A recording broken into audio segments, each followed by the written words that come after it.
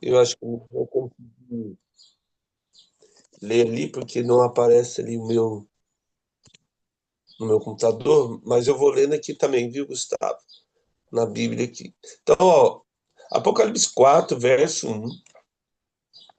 Depois dessas coisas, olhei e eis não somente uma porta aberta no céu, como também a primeira voz que ouvi, como da trombeta ao falar comigo, dizendo: sobe aqui e te mostrarei o que deve acontecer depois dessas coisas.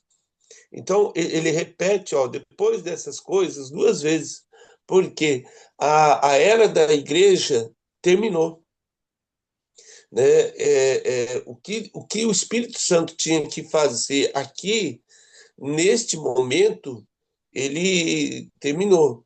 Então, nós temos assim a presença de Deus a, que vai, né, até Jesus.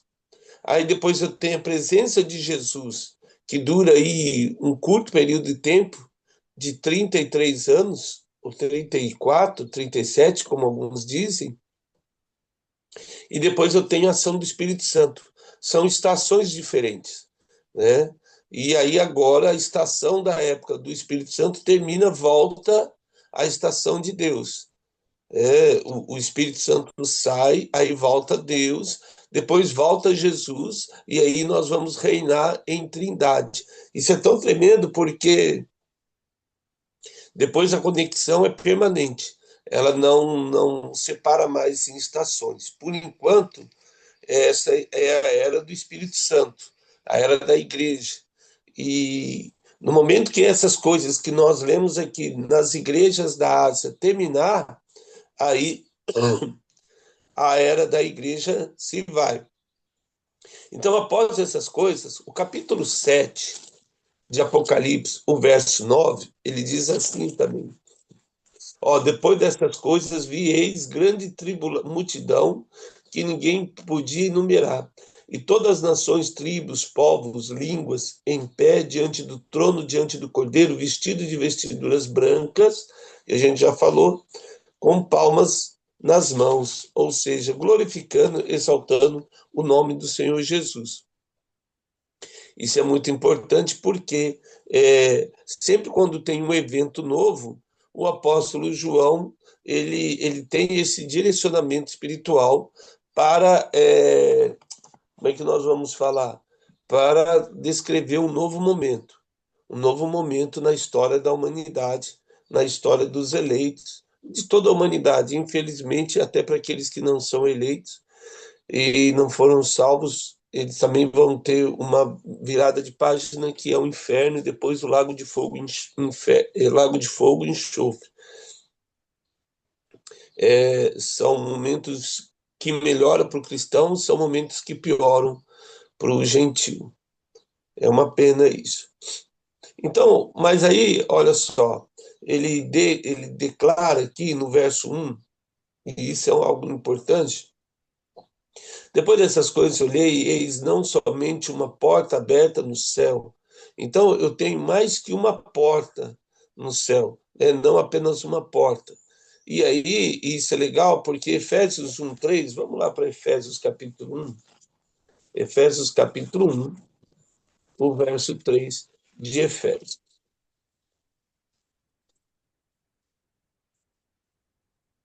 Efésios capítulo 1, verso 3.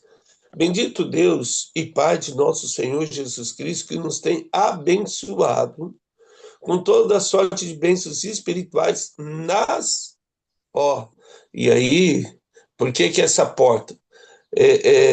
Nas regiões celestiais em Cristo. Baruch vai falar muito sobre isso, né? O livro de Baruch. Essa questão das portas do céu. Nós temos aqui, assim como tem as portas do inferno, não vão prevalecer sobre o nome do Senhor. Existem várias portas e é legal porque a Bíblia descreve isso. Por isso que ele fala lá em Apocalipse, não apenas uma porta aberta, mas outras portas. E aqui em Efésios, Eu tenho as bênçãos de Deus estão nas regiões celestiais, só preciso acessar essa porta aí para que nós possamos contemplar a glória e a graça do Senhor. Deuteronômio capítulo 10, vamos lá para Deuteronômio capítulo 10, verso 14. Deuteronômio 10, 14. Deuteronômio capítulo 10, o verso 14, ele vai dizer assim, ó, eis que os céus e os céus dos céus são do Senhor teu Deus, a terra e tudo que nela há. Ou seja, eu tenho uma terra, eu tenho céus, e eu tenho os céus dos céus. Enoque também fala sobre essa camada de céus, né? O livro de Enoque. Ele também traz. O livro de Adão também fala sobre isso. Então, assim, eu tenho essa questão. Deuteronômio vai falar sobre os céus, eu tenho várias camadas aí no céu, e eu tenho os céus dos céus. Então, eu tenho, a gente já viu, né? Paulo ele é bem sucinto, ele vai colocar tudo em três céus. O céu que eu vejo, que é esse da atmosfera, o céu terreno, o céu sobrenatural, que é o céu tenebroso, onde o diabo reina, né, e faz os ataques, igual fez o ataque a Gabriel, a Miguel, que a gente leu em Daniel. E eu tenho o terceiro céu, que é o trono de Deus, é onde está lá a, a presença do Senhor, que é o terceiro céu. Então nós temos desculpa, essa questão das portas, indicando aí uma infinidade de acessos espirituais que o cristão tem e ele pode acessar. Algumas não deveria acessar, que é essa questão do espiritismo, do misticismo, dos encantamentos, que dá acesso ao segundo céu. O diabo é tão astuto que as pessoas que se envolvem nessa questão de feitiçaria, nessa questão desses rituais satânicos, nem sempre elas entendem que é um ritual satânico. Ela realmente, às vezes, acredita que está fazendo algo bom, né? É, é uma cegueira espiritual, a gente sabe disso, mas é alguém que também precisa de Jesus, assim como nós, porque Deus veio salvar a todos. Todas as almas precisam do amor do Pai e a misericórdia de Jesus, sempre. Primeiro Reis, vamos lá para Primeiro Reis, um pouco na frente. Primeiro Reis, capítulo 8, verso 27.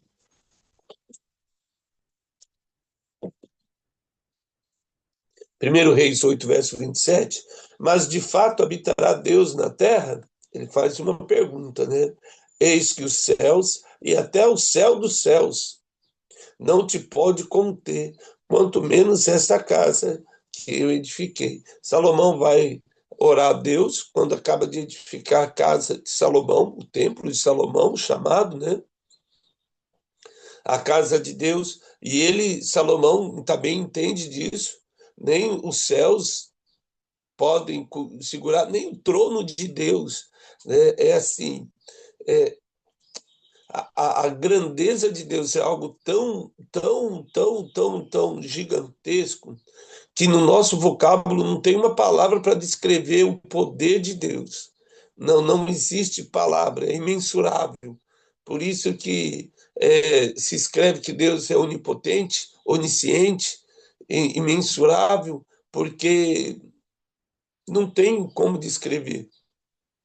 Seria uma ignorância nossa, uma insensatez até, acreditar que na nossa pequenez, na nossa infame ignorância, a gente conseguiria descrever a plenitude do Espírito Santo ou de Deus, né? O que a gente vive é um lampejo da glória e da verdade de Jesus. É assim como Moisés, quando viu as costas de Deus saindo ali do monte, e Deus colocou a mão, nem para ver as costas de Deus ali, para tampar a visão dele, ele viu só vamos dizer, a cauda do cometa, só viu isso. o finalzinho da cauda do cometa, vamos dizer assim. Se é que pode ser comparado. A gente sabe que não. Não tem nem como comparar isso, né? A verdade é que Deus é infinitamente mais que qualquer coisa. Salmo 148, verso 4. Salmo 148, verso 4. Salmo 148, verso 4.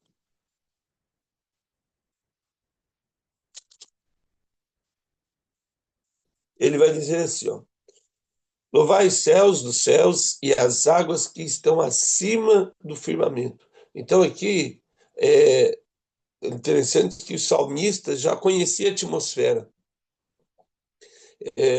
Como nós fomos, nós estamos falando da antiguidade aqui, né?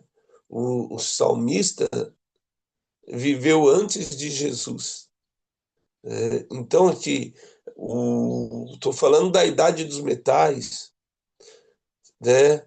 É, é muito antigo e eles já detinham esse conhecimento que o homem vai se perder na era das trevas, né?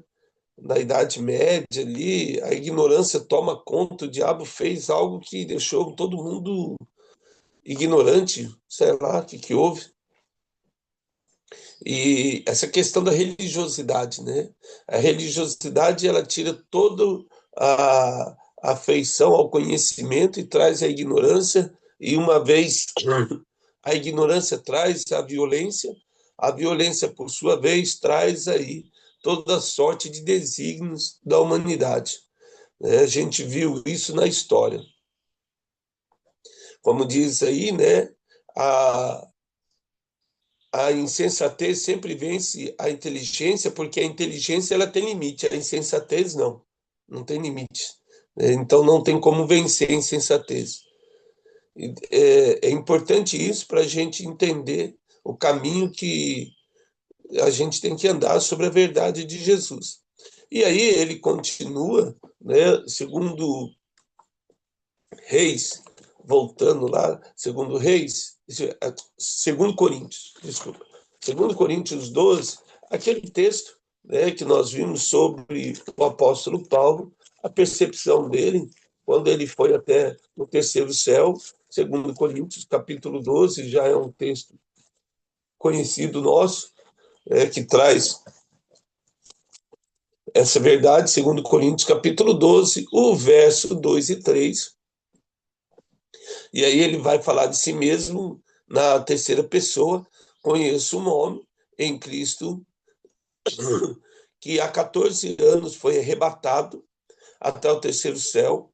Se no corpo ou fora do corpo, não sei. Ele estava, né, extasiado. Deus o sabe. Eu sei que tal homem, se no corpo ou fora do corpo, não sei. Deus o sabe. Foi arrebatado ao paraíso. E ouviu palavras inefáveis, as quais não é lícito o homem referir. Então o apóstolo Paulo sobe até o terceiro céu e ele vê ali o terceiro céu, coisas maravilhosas e lindas, né, que nem ele consegue descrever tudo aquilo que ele viu, porque é aquilo que nós estamos falando. Falar do céu não tem vocábulo aqui para a gente falar. Efésios 1:3, vamos lá para Efésios capítulo 1, verso 3. O 20, aliás, o 3 a gente já leu, vamos ver o verso 20. Efésios 1, verso 20. O qual exerceu ele em Cristo, ressuscitando dentre os mortos e fazendo sentar à direita nos lugares celestiais. Não é só um lugar, você vê que ele coloca no plural aqui o apóstolo Paulo, nos lugares celestiais. Ou seja, por isso que ele vai falar que todo o principado e potestade, os anjos principados e potestades e poderes estão debaixo dos pés do Senhor. Ou seja, não importa qual céu esteja existindo, ou exista, ou venha a existir, Deus está acima de todos os céus. Sempre. Toda autoridade é dele. Hebreus capítulo 4, O verso 14, Hebreus 4,14 vai dizer assim, ó, tendo, pois, Jesus, o Filho de Deus, com grande sumo sacerdote, que penetrou os céus, com, conservemos firmes a nossa confissão.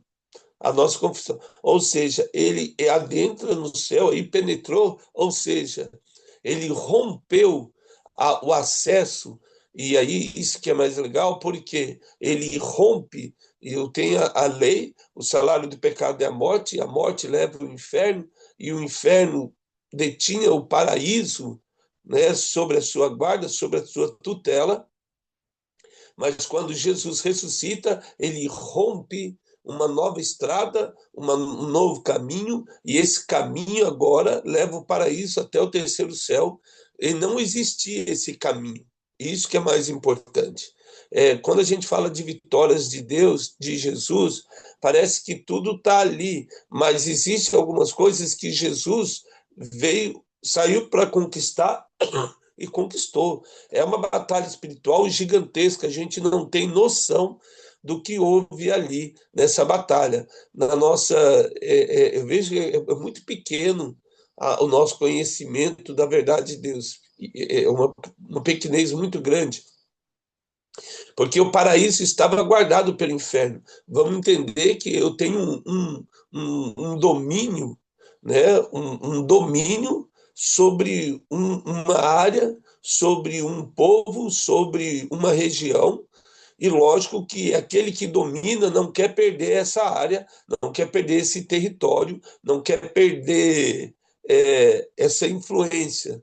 E aí, quem vem para conquistar, ele tem que romper mesmo, ele tem que quebrar a autoridade desse rei, ou seja, conquistar, destruir a cabeça desse rei aí e subir em glória, que foi o caso de Jesus, a saber, a vitória dele sobre Satanás, o inferno e a morte. Esses aí são inimigos a serem vencidos. A gente vai ver isso em Apocalipse, né? Ainda não teve uma vitória completa. A vitória certa já é, mas a gente está aqui porque nós estamos vivendo ainda num tempo do Cronos, né? No Kairos, a vitória já foi feita. Agora é questão de tempo para que a vitória do Cronos aqui seja feita aí sobre a nossa vida. E aí eu tenho esse texto de Efésios, voltando lá em Hebreus 4, vamos lá para Hebreus capítulo 4, o verso 14 de Hebreus, ele vai falar assim, ó, tendo, pois, Jesus, o Filho de Deus, como grande sumo sacerdote, que penetrou os céus, conservemos firme nossa confiança, e aí o 7,26, desculpa, eu acabei lendo de novo, o 7,26, Hebreus 7,26, com efeito nos convinha um sumo sacerdote, assim como este santo, inculpável, sem mácula, separado dos pecadores, ou seja, de nós, e feito mais alto do que os céus. Novamente aí, você vê a autoridade de Deus sobre os céus aí. A sua autoridade está acima de tudo. Isaías 44, o verso 23, vamos ler lá Isaías, profeta maiores aí, Isaías, desculpa, 44, o verso 23. Ele diz assim, ó, regozijai-vos, ó céus, porque o Senhor fez isso. Exultai vós, ó profundezas da terra. Retumbai com júbilo, vós montes, vós bosques e todas as suas árvores, porque o Senhor remiu a Jacó e glorificou a Israel. Isso vai acontecer pós. Assim que a igreja saiu, agora, e aí é importante, porque depois dessas coisas da igreja, agora o trato de Deus volta com Israel, com o povo de Israel. Agora nós vamos ver, a partir daqui, um trato dele com os gentios de uma maneira diferente, sem o Espírito Santo, e o trato dele com a nação de Israel. E isso aí é importante porque agora nós vamos ver algo diferente. Então, a primeira coisa que a gente tem que entender, voltando lá para Apocalipse capítulo 4, verso 1. Então, depois dessas coisas, ou seja, passaram, eis não somente uma porta aberta no céu, e a gente viu várias portas aí que estão abertas, que vão fazer com que Deus conquiste todos esses reinos que surgiram. A gente não sabe de todos, né? Sabemos que o mundo espiritual ele acontece e o mundo sobrenatural também. Quando eu digo sobrenatural, eu coloco este mundo tenebroso de que Paulo vai citar, é o mundo onde o diabo tem feito as peripécias dele, e o mundo espiritual é o mundo de Deus, o terceiro céu. Eu coloco isso porque o sobrenatural é muito simples, no sentido que Satanás ele pode fazer as coisas que ele faz e aí, às vezes a gente pode confundir algo espiritual com algo sobrenatural. Isso é muito importante porque os milagres, até Satanás faz alguns milagres aí, né? Não precisa muito. Quando a gente lê as pragas do Egito, Deus fez a água do Nilo virar sangue e os magos do Egito também fizeram lá a água virar sangue. Então a dureza no coração do homem se tornou, isso aí não é milagre nenhum, Moisés. Os magos também fizeram. Deus fez Moisés levantar as rãs e os magos também fizeram as rãs, né? Então, assim, aí Deus vai criar as moscas, aí os magos vão falar, ó, isso aí a gente já não sabe fazer, porque isso aí é dedo de Deus. Só aí os encantadores, os feiticeiros, esses místicos vão relacionar a autoridade de Moisés com Deus, quando ele chega na praga das moscas. Então, assim, é importante isso, por que é importante isso? Porque às vezes a gente confunde o sobrenatural com o espiritual. Tem que tomar muito cuidado com isso, né? Porque a saber o pecado do Espírito Santo é glorificar Beuzebu, atribuir ao diabo os feitos de Deus, né? Isso é uma coisa difícil, complicada, e Deus tem alertado isso aí. Então vamos lá, nós vimos a respeito da porta e eu vi uma voz, a primeira voz que eu já tinha ouvido antes, de João, né? Então, ele chega lá, 1 Tessalonicenses 4,16. 1 Tessalonicenses capítulo 4, vamos lá, o verso 16, e esse é bem legal, a gente vai falar muito sobre ele também. Porquanto o Senhor mesmo, dada a sua palavra, olha só a voz aí, de ordem, ouvida a voz do arcanjo, não fala o nome dele, ressoada a trombeta de Deus, descerá dos céus e os mortos em Cristo ressuscitarão primeiro. Ou seja, agora nós estamos chegando no arrebatamento, né? A gente já falou sobre como vai ser o arrebatamento. Então, depois das 7 igrejas, Deus chama João e fala: agora vem cá do céu que você vai ver o que vai acontecer. Sobe aqui, né? Nós vamos ver mais na frente.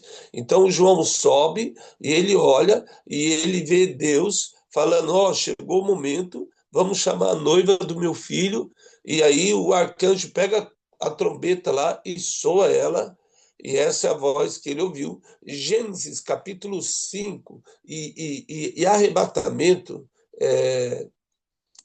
Apocalipse 1:10, só voltando antes de Gênesis, Apocalipse 1:10, essa é a primeira voz, né? E aí o verso 10 diz lá assim, né? Achei-me em espírito no dia do Senhor e ouvi por detrás de mim uma grande voz, como de trombeta, né? Falando ali a respeito, dizendo: o que vês? O anjo ali, né? Chama ele.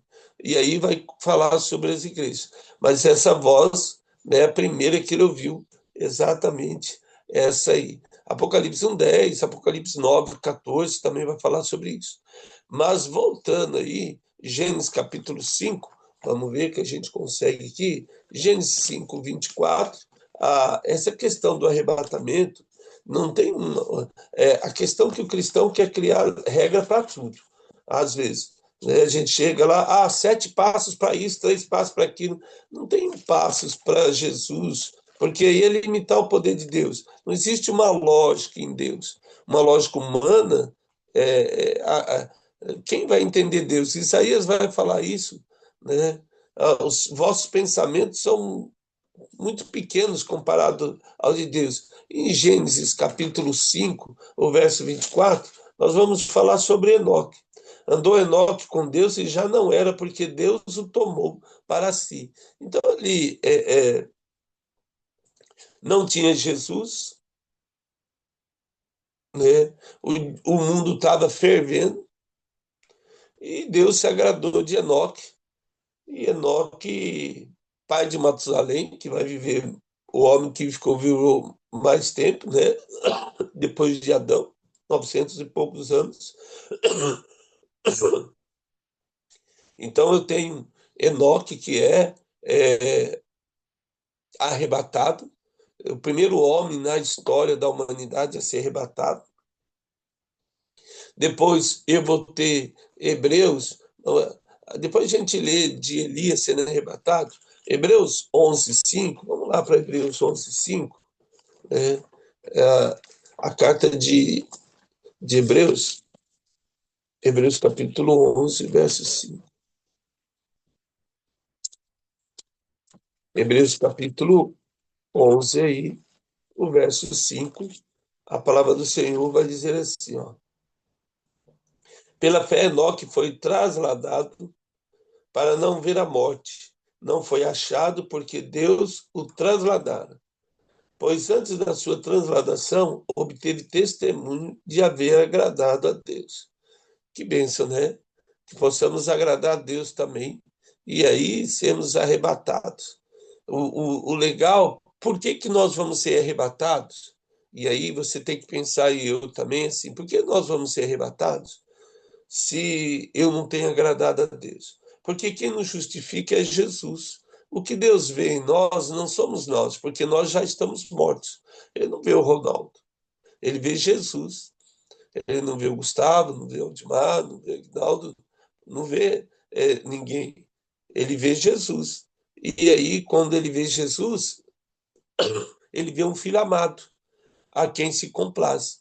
E é esse filho amado que ele traz para junto dele, que somos nós, a noiva, a igreja de Jesus. E aí, segundo Reis, vamos lá para segundo Reis 2:11, voltando para segundo Reis 2:11, a hora voa aqui. Segundo Reis, capítulo 2, o verso 11 aí, de Segundo Reis, né? Capítulo 2, 11. Então vamos lá, olha só. Ah, indo eles andando e falando, eis que um carro de fogo, aí Elias, né? Eliseu estava do lado, cavalos de fogo os separou um do outro e Elias subiu aos céus no redemoinho. Então, Elias foi o segundo homem na história da humanidade, segundo a palavra de Deus, que foi arrebatado, né? Subiu até o terceiro céu.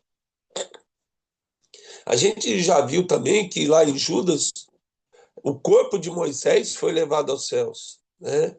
É algo assim que a gente olha assim, é, ele levou o corpo para Moisés. Moisés está com o corpo dele lá. Deus achou por bem. Ele não foi arrebatado, ele morreu. Moisés morreu aqui, quando ele estava de frente para Israel, no monte. Mas Deus entendeu que o corpo dele era precioso e levou o corpo de Moisés junto com o seu espírito, né? Então a gente vê assim, o arrebatamento faz parte de um plano de Deus, e não só isso. Deus entender que o corpo é importante, ele leva o corpo também, a saber por completo. E é isso eu creio que vai acontecer em nós, nós vamos ser arrebatados por inteiro em nome de Jesus. Então, nesse comecinho aqui do trono de Deus, a gente já dá para entender alguns aspectos que são importantes, né? Essa questão agora de Deus. A era da igreja se finda nesse momento, tem uma nova estação, a estação de Deus, né? O Espírito Santo é recolhido, Jesus está no céu, e aí agora a terra vive, a humanidade, a estação novamente de Deus. Né? Nós temos o Espírito de Deus que parava sobre a face das águas até antes da humanidade. Quando chega a humanidade, eu tenho a estação de Deus. Então eu vejo esse ciclo, e isso é legal, a atuação da Trindade. Por isso que nós chamamos de Trindade, porque há uma ação da personalidade de Deus, vamos colocar isso porque é o que a gente tem no vocábulo, de agir, né, na humanidade. Que o Espírito Santo nos abençoe nesse dia, que possamos entender que a volta dele está muito breve e que possamos agradar a Deus como Enoque e ter uma vida transformada em Jesus. Amém? Ó Pai, eu te dou graças por esse dia. Que o Senhor se agrade de nós. Veja Jesus sobre nossas vidas. Veja Jesus sobre nossa descendência, nossa família, nossos filhos. Veja Jesus em nós, Senhor. E que hoje, quem sabe, seja o dia do teu retorno e o Senhor nos leve arrebatados, como os seus filhos lá atrás. É que eu lhe imploro no nome de Jesus. Amém, Senhor. Amém, amados. Que Deus nos abençoe aí, em nome de Jesus. Tenhamos um dia na presença do Pai aí, em nome de Jesus.